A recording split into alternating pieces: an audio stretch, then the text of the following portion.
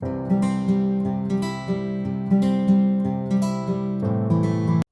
everyone, welcome back. It's Melanie, your She Shed Scrapper. So today I am back with a really fun two-page layout, a fishing layout, and I decided that I wanted to use a fishing rod as kind of the focus of at least page one.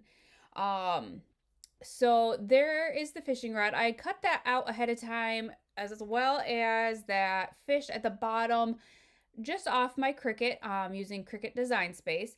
What I decided to do is carry across a large piece of paper. So I am going to line up that polka dot paper there. And then I decided, once I already had it taped down, that I wanted to round the corners. I am kind of scrap lifting my aunt. She sent me a layout that she did. And I absolutely loved it. So I kind of wanted to incorporate some of that into this layout here, and the rounded corners and kind of carrying that paper across was part of that. What I wanted to do is, I have all these fishing photos. My oldest just absolutely loves to fish. So what I came up with was having the fishing rod almost catching one of the photos. So you can see that the line comes down kind of under the photo. So my idea was, that the fishing rod is catching the photo. Um, I just thought it was something fun and kind of different. So that is going to be kind of page one. I also wanted to incorporate some other papers going across the page as well. And so I found this orange paper here. I cut it into a kind of flag there. And so that's kind of the base of my layout there, with that fish kind of at the bottom. It's going to be my title. I thought about having it at the top left, but just like the way it kind of tucked in next to the photo there better. So I'm just trying to get the placement just right, and tape it down so that I can continue kind of with the layout. So I line up this kind of flag here, and I am going to carry that over to page two as well. So I'm going to kind of line that up. But I also wanted to kind of incorporate, or I don't know, do something, another layer down there, I guess, at the bottom. So I am going to use my scallop punch and use the same color that I used on both of my cut files. I guess I'll call them cut files. So I think I cut this maybe half an inch. You can see, because I used it to cut out my cut files, I don't have a long enough piece to reach all the way across, but I am going to make it work. I overlap the two pieces, and I believe either I embellish over the kind of overlap, or the photo kind of sits over top of that overlap. So I definitely wanted to kind of make it work. I wanted to incorporate that darker color somewhere else as well. And so I thought this was just the perfect way to do that, and kind of give it, I don't know, some fun, I guess, fun scallop. So I believe I'm going to, yes, put the photo down there. So I must embellish over that gap then. The photo is going to kind of sit right on top of that. I am going to also tape down that cut file of the fish. I have kind of some older stickers I've had for quite a while, that I'm going to be using in this collection. And I think the papers kind of came out of a couple of different kind of outdoorsy kits. So there was that kind of layered sticker. It says catch of the day, and I thought it just looked perfect.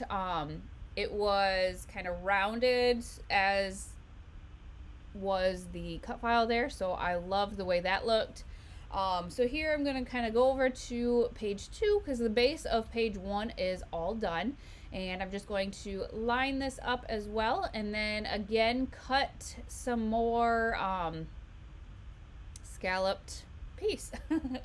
So it just works. I think this is just long enough. I used the scrap from page 1, and then I believe this one was just the right length to kind of overlap once, and yeah, it carried all the way over to the end just perfectly.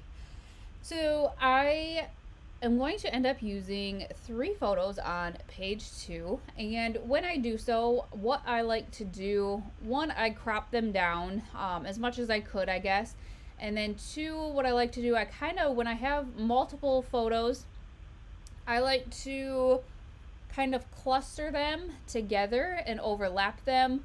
I don't know, I just like the way that that looks. So that is what I'm going to do on this page.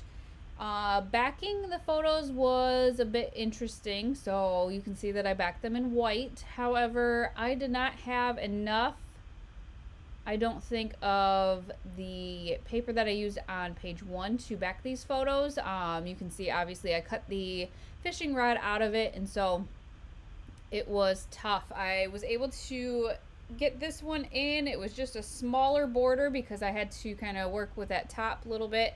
But then the other 2, I think, honestly, end up being 2 different papers. So here I just tried to use up as much of the scraps as I could, to be quite honest. So I used the kind of dark teal paper there, and then I want to say the back side of one of the papers, or just a paper that I thought matched, this plaid here, I'm going to use for the 3rd one. It has the same kind of green and some orange in it as well, and it just makes the photo kind of pop a little bit more. And so just getting them all lined up, and then the fun part starts where I get to embellish the layouts. So again, I kind of, before I started, gathered most of my fishing embellishments, stickers, and so forth. And so these are, I can't remember what brand, but they are kind of layered and puffy stickers. And so there was a really cute, I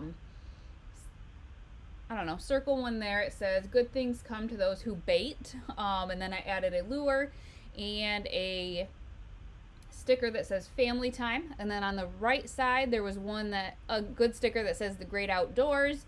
And I had a cute little fish I wanted to incorporate. I just thought he was adorable and the right colors. So I added that to the bottom right and added an arrow under the title on the left. On the top, I thought I was going to use these kind of tags there, but then I remembered I wanted to cover up that overlap. So I added those to the photo on page 1 and added some of that dark teal to the top. And honestly, just kind of tried to use up as much of that sticker sheet as I could. There was some smaller kind of enamel or epoxy circles of some lures, so I added that. And then to finish off page 2, there was a little bucket of fish and another orange lure. I did have 2 of the same sticker sheet. I have used some of them here and there, but I really like the way that those stickers give some dimension. And there were some stars on this 12 by 12 sticker sheet, or 6 by 12 sticker sheet. And so I just added stars to each of the clusters as well, and just really like the way that this turned out. I love the cut files and the layered stickers, and I hope you guys enjoyed this layout as well, and we will see you next time. Bye guys.